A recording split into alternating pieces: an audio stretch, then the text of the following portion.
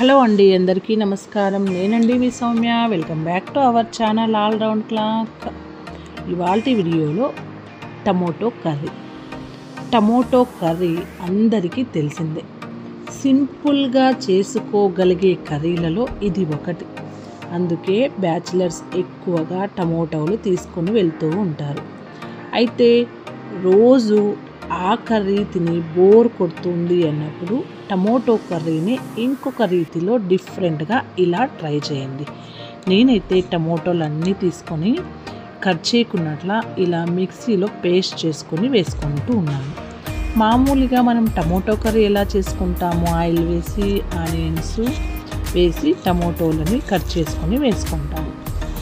ఇలా మిక్సీ పట్టుకొని వేసుకున్నామంటే చాలా కర్రీ అయితే రోటీలేకైతే చాలా కమ్మగా ఉంటుంది. అన్నంలోకి కూడా బాగా కలుపుకొని తినవచ్చు. మనకి క్వాంటిటీ కూడాను చాలా చక్కగా వస్తుంది.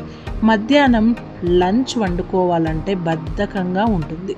అయితే మీరు ఈజీగా టేస్టీగా లంచ్ తయారు చేసుకోగలిగే మంచి రెసిపీ ఇది. దీంతో టమోటో రైస్తో తినొచ్చు, చపాతీలతో తినొచ్చు, దోశలతో కూడా తినొచ్చు. తయారు చేయడం కూడా చాలా సులభం.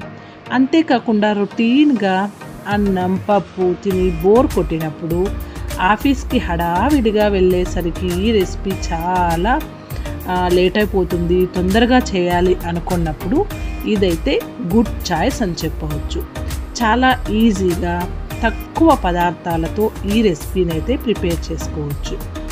టమోటో కర్రీ అందరికీ ఇష్టంగానే తింటారు, ఇష్టపడి తింటారు. పిల్లలు కూడా టమోటో కర్రీ అంటే చాలా ఇష్టం. ఎందుకంటే అది చపాతీల్లోకి అన్నంలోకి కూడా కమ్మగా ఉంటుంది, టేస్టీగా కూడా ఉంటుంది. ఎక్కువ మసాలాలు వేయకుండా లైట్గా కూడా ప్రిపేర్ చేసుకోవచ్చు. నేనైతే మేతి చపాతీస్ చేసుకున్నాను, అందులోకి ఈ కర్రీ అయితే చేశాను. లంచ్ బాక్స్కి బ్రేక్ఫాస్ట్కి కూడా సూటబుల్గా ఉంటుందని. మరిన్ని ఇలాంటి సింపుల్ అండ్ హెల్తీ రెసిపీస్ కోసం మన ఛానల్ని తప్పకుండా సబ్స్క్రైబ్ చేసుకోండి. Thank you.